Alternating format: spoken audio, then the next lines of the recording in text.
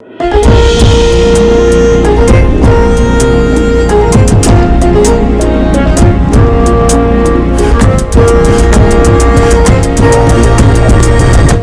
ጤና ይስጥልን የተከበራችሁ የፈታ ዴይሊ ቤተሰቦች የሰዓቱን መረጃ ይዘን ተገኝተናል። እንደተለመደው አንኳር ጉዳዮችን በቅድሚያ በማስተዋወቅ ወደ ዝርዝሩ እናልፋለን። በኢራን ጉዳይ ትራምፕ ሐሳባቸውን ቀየሩ። ሐሳቤን ለመቀየሬ በቂ ምክንያት እንዳለኝ ይታወቅልኝ በማለትም ምክንያት ያሏቸውን ነጥቦች አንድ ሁለት እያሉ ዘርዝረዋል። የፕሬዝዳንት ዶናልድ ትራምፕ ጉዳይ በእጅጉ ግራ አጋቢ እየሆነ ነው። ይሄኛው ሶስተኛው የሐሳብ ለውጥ መሆኑ ነው። ጥንቅራችን ይህንን አስገራሚ የፕሬዝዳንት ትራምፕ ሶስተኛ ያልተጠበቀ የአቋም ለውጥ ከነ መግለጫቸው ይዞታል። በመካከለኛው ምስራቅ ያለው ወታደራዊ ውጥረት ወደ ከፋ ደረጃ ሊሸጋገር እንደሚችል የሚያሳዩ መረጃዎች እየወጡ ነው። አሜሪካ በኢራን የእግረኛ ጦርነት ለማድረግ የሚያስችላት እንቅስቃሴ ውስጥ መግባቷን ተከትሎ በኢራን ከፍተኛ የክተት እንቅስቃሴ እየተደረገ ነው። ኢራን አሁን ላይ 1 ሚሊዮን ሰዎችን ለጦርነቱ ማዘጋጀቷን ይፋ አድርጋለች። በአሜሪካ በኩል ተጨማሪ 10 ጦር ስምሪት እንደሚደረግም ፍንጭ ተሰጥቷል። ትራምፕ ኢራንን እንድመራ ጥያቄ ቀርቦልኛል ሲሉ አነጋጋሪ መልእክት አስተላልፈዋል። የአሜሪካው ፕሬዝዳንት ዶናልድ ትራምፕ ኢራንን እንዲመሩ ጥያቄ ቀርቦላቸው ለጥያቄው ምላሽ መስጠታቸውን ተናግረዋል። ይህን እያነጋገረ ያለውን የፕሬዝዳንቱን መልእክት ዝርዝር መረጃ ከጥንቅራችን ይሰሙታል። ስልጣናቸውን በአንድ ጠዋት እንደዋዛ በፈጣን ልዩ ወታደራዊ ዘመቻ ያጡት ማዱሮ ያለፉትን 80 ቀናት ጥብቅ በሚባለው የብሩክሊን እስር ቤት አሳልፈዋል። ከካራካስ ቤተመንግስታቸው በአሜሪካ ልዩ ኃይሎች ተይዘው ወደ ኒውዮርክ የመጡት ማዱሮ በትላንትናው ዕለት ለሁለተኛ ጊዜ በችሎት ፊት ቀርበዋል። የማዱሮን የችሎት ውሎ እንመለከታለን። ታዋቂ አርቲስቶች በፖሊስ ቁጥጥር ስር መዋላቸው ተሰምቷል። አርቲስቶቹ ለእስር የተዳረጉት ከ1 ቢሊዮን ብር በላይ ጋር በተያያዘ የማጭበርበር ክስ ነው። ትላንት ምሽቱን ዝነኛው የፊልም ባለሙያ በፖሊስ ቁጥጥር ስር ውሏል። ዝርዝር መረጃውን ይሰሙታል። እስከ ጥንቅራችን ፍጻሜ አብራችሁን ቆዩ። የምንለቃቸው ዕለታዊ ትኩስ ዜናዎች እንዲደርሷችሁ ላይክ፣ ሼር፣ ሰብስክራይብ ማድረግ እንዳትረሱ። በወር 70 ሺህ ብር ገቢ ካሉት ዲኤምሲ ያለ ስጋት ቤት ይገዛሉ። ትርፍ ፈላጊ ከሆናችሁ ቤት በመኪና ዋጋ ልጠቁማችሁ። በእኛ በኩል ሲሄዱ እስከ 35% ቅናሽ ያገኛሉ። 10% ብቻ ከፍለው 60% ባንክ አያይዞ መሃል ከተማ ላይ በ12 ወር ቤት ይረከቡ። ውሉንም በ3 ቀን በዴቼል ካሉበት እናደርሳለን። ቤቶቹ ከስቱዲዮ እስከ ፔንታውስ እንዲሁም ሱቆቹ ከ20 ካሬ ጀምሮ ተዘጋጅተዋል። ልብ ይበሉ፣ መንደሩ ኮምፓውንድ በመሆኑ 6 ሊፍት፣ መዋኛ ገንዳ፣ የከርሰ ምድር ውሃ፣ ባካፕ ጄኔሬተር እና የተሟላ ጥበቃ አለው። በቴክኖሎጂ በመገንባቱ ማስረከቢያ ችግር አይደለም። አስተውሉ፣ አሁን ከደወሉ በካሬ 7000 ብር ሌላ ቅናሽ ያገኛሉ። ዲኤምሲ ሪል ስቴት ስልክ 0988883434 0988885656።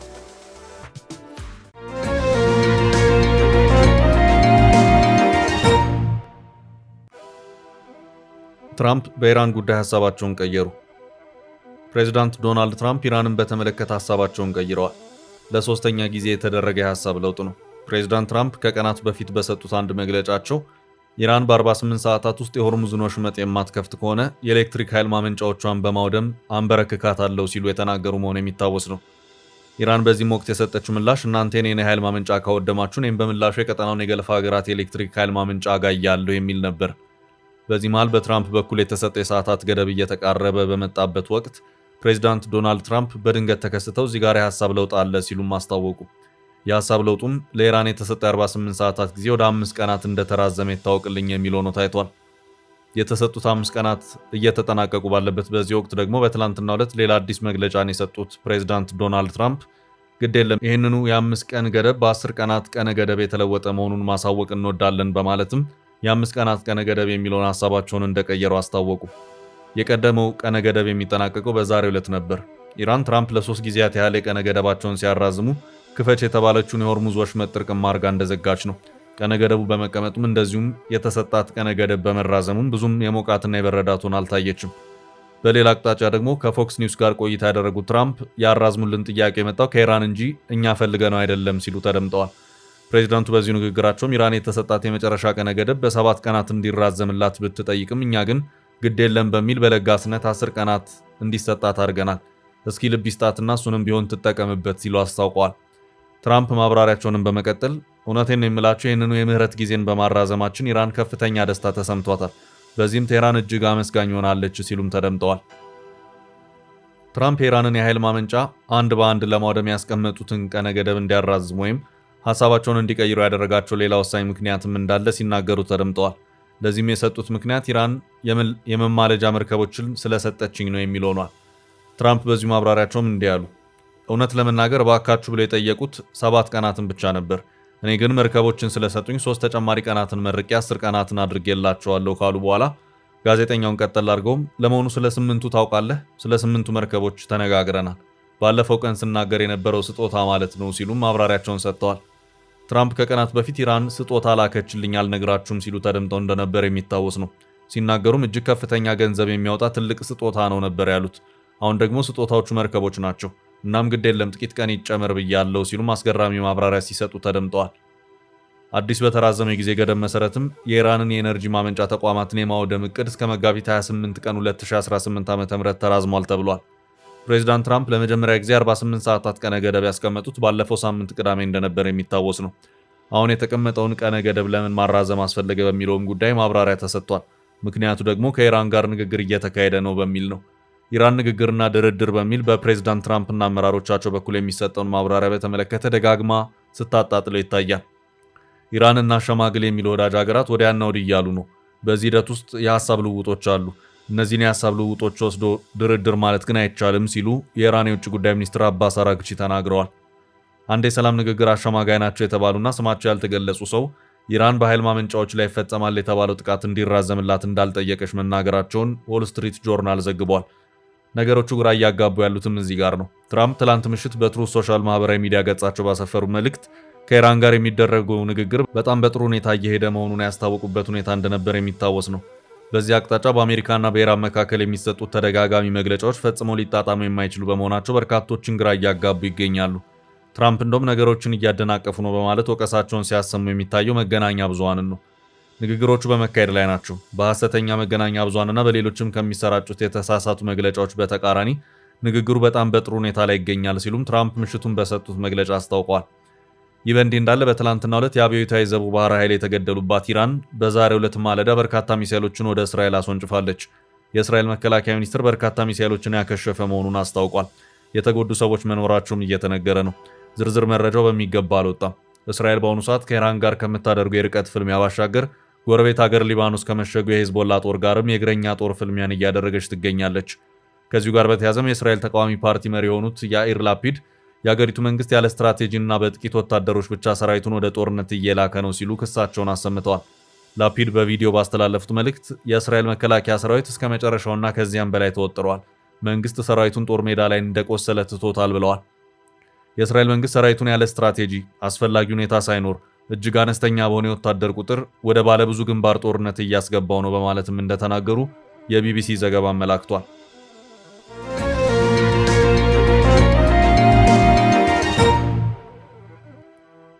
በቀጣይ ርዕስ ኢራን ከ1 ሚሊዮን በላይ ተዋጊዎችን አሰለፈች። በመካከለኛው ምስራቅ ያለው ወታደራዊ ውጥረት ወደ ከፋ ደረጃ ሊሸጋገር እንደሚችል የሚያሳዩ መረጃዎች እየወጡ ነው።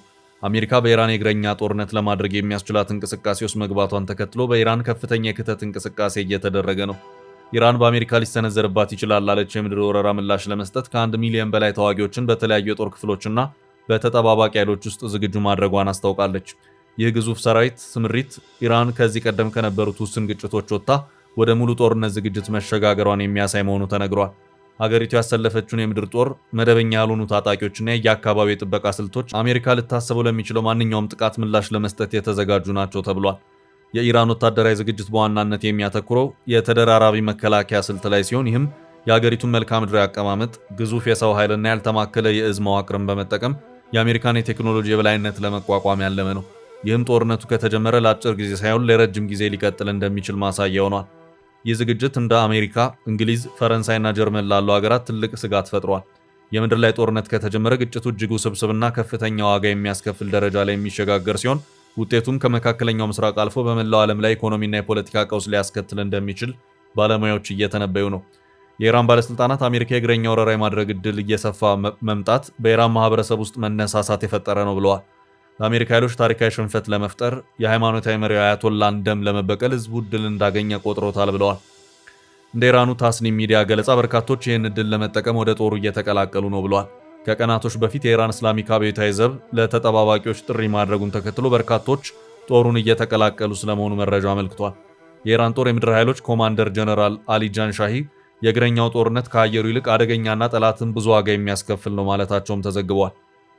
ይህ በእንዲህ እንዳለ በአሜሪካ በኩል ወደ ቀጠናው እየመጡ ካሉ 2000 የአየር ወለድ ወታደሮች በተጨማሪ ፔንታጎን ለታሰበው የእግረኛ ዘመቻ 10,000 ተጨማሪ ጦር ሊመድብ እንደሚችል ፍንጭ ተሰጥቷል። አሜሪካ በአሁኑ ጊዜ በመካከለኛው ምስራቅ እስከ 50,000 የሚጠጋ ወታደር ሲኖራት ወደ ኢራኑ ጦርነት 10,000ዎችን ለማንቀሳቀስ መታሰቡን የዎል ስትሪት ጆርናል ዘገባ አመልክቷል። ዎል ስትሪት ነጩ ቤተ መንግስትን ጠቅሶ ባወጣው ዘገባ ተጨማሪ 10,000 ጦር የት እንደሚመደብ ወይም ወዴት እንደሚላክ ገና አለመታወቁንና የጦር ሚኒስቴር የሚል ስም የተሰጠው ፔንታጎን በጉዳዩ እንደሚወስን ገልጿል። በቀጣይ መረጃ ኢራንን እንድመራ ጥያቄ ቀርቦልኛል። ትራምፕ ኢራንን እንድመራ ጥያቄ ቀርቦልኛል ሲሉ አነጋጋሪ መልእክት አስተላልፈዋል። የአሜሪካው ፕሬዝዳንት ዶናልድ ትራምፕ ኢራንን እንዲመሩ ጥያቄ ቀርቦላቸው ለጥያቄው ምላሽ መስጠታቸውን ተናግረዋል። ዶናልድ ትራምፕ አያቶላ አሊ ካሚኒን እንዲተኩ ጥያቄ ቀርቦላቸው እንደነበር ገልጸዋል። ቦታውን የተወሰኑ ወገኖች የሚፈልጉት ቢሆንም እኔ ግን አልፈልግም ሲሉ ተደምጠዋል። ትራምፕ በዋሽንግተን በተካሄዱ የብሔራዊ ሪፐብሊካን ኮንግረስ ኮሚቴ ገቢ ማሰባሰቢያ መድረክ ላይ ባደረጉት ንግግር አሜሪካና እስራኤል የቀድሞውን የኢራን መሪ ኮሚኒን ለመግደል ያደረጉትን ዘመቻ ስኬታማ ሲሉ አሞካሽተውታል። የኢራን መሪ ከመሆን በላይ ያነሰ የመሪነት ስራ የለም ሲሉ ተችተዋል። የተወሰኑ ነገሮችን ሰምተናል፣ አንተን የኢራን መሪ ልናደርግ እንፈልጋለን የሚል ጥያቄ ቢያቀርቡልኝም አመሰግናለሁ ብዬ ትቸዋለሁ፣ አልፈልግም ብለዋል ትራምፕ። ከ1989 እስከ 2026 የኢራን መንፈሳዊ መሪ የነበሩት አያቶላ አሊ ካሚኒ በእስራኤልና አሜሪካ የመጀመሪያው ቀን ጥቃት መገደላቸው ይታወቃል። ይህን ተከትሎ የካሚኒ ሁለተኛ ልጅ የሆኑት ሞጅተባ ካሚኒ በአባታቸው ቦታ ተተክተው የኢራን ጠቅላይ መሪ ሆነው ተሹመዋል። ዶናልድ ትራምፕ ይህንን የሹመት ሂደት ህገወጥ ነው በማለት ተቃውመዋል። እሳቸው እንደሚሉት አዲሱ የኢራን መሪ መመረጥ ያለበት በአሜሪካና በዓለም አቀፉ ማህበረሰብ ተሳትፎ መሆን ነበረበት። የኢራን መንግስት የትራምፕን ንግግር የሉዓላዊነት ጥሰትና በሀገር ውስጥ ጉዳይ ጣልቃ የመግባት ሙከራ አድርጎ ፈርጆታል። ትራምፕ ይህን ኢራንን ያስቆጣ መልእክት ካስተላለፉ በኋላ የኢራን መሪ እንደሆን ጥያቄ ቀርቦልኝ አልተቀበልኩትም ሲሉም ሌላ አነጋጋሪ መልእክት ሰደዋል። ትራምፕ በዋሽንግተን በተካሄደው መድረክ ላይ ሲናገሩ ማንም ሰው የኢራን መሪ መሆን አይፈልግም፣ እነሱም ማለትም ኢራናውያኑ እኛ አንፈልገውም፣ አንተ ቀጣዩ ጠቅላይ መሪያችን ሁን ብለውኛል፣ እኔ ግን አመሰግናለሁ አልፈልገውም ብዬ መለስኩላቸው በማለት በፈገግታ የታጀበ ንግግር አድርገዋል። ይህ የትራምፕ ንግግር በአሜሪካና እስራኤል ጥቃት የኢራን ከፍተኛ አመራሮች መገደላቸውን ተከትሎ በኢራን አመራር ውስጥ ያለውን ስጋት ለመግለጽ የተጠቀሙበት ነው። ዶናልድ ትራምፕ ከዚህ ቀደም የቬኔዙዌላ ፕሬዝዳንት ኒኮላስ ማዱሮ በቁጥጥር ስር ከዋሉ በኋላ ራሳቸውን ጊዜያዊ የቬኔዙዌላ መሪ አድርገው መሾማቸው አይዘነጋም።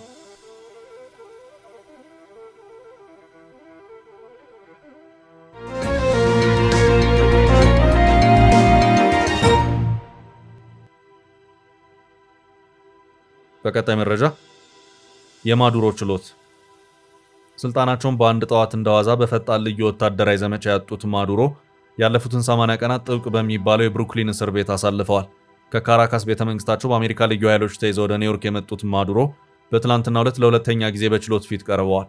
ማዱሮና ባለቤታቸው በማንሃታን ችሎት የእስረኛ ደንብ ልብስ ለብሰውና እጅ እግራቸው በሰንሰለት ታስረው ነው የቀረቡት።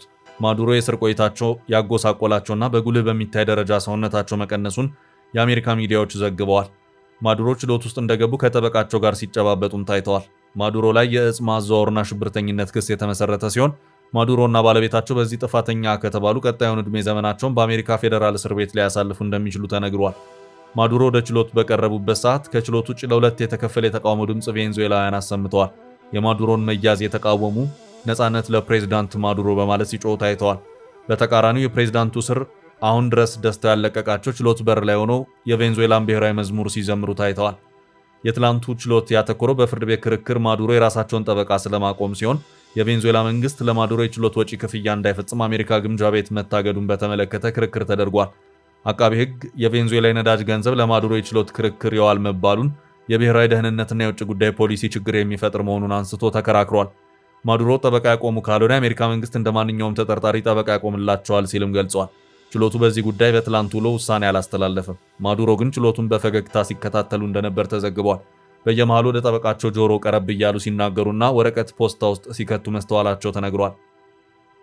ማዱሮ በአሜሪካ ሕግ አስከባሪዎች ተይዘውና ተከበው ከችሎት ሲወጡ ሀስታማናና ነገን ያገናኘን ሲሉ ተናግረዋል። ወደ ቀጣይ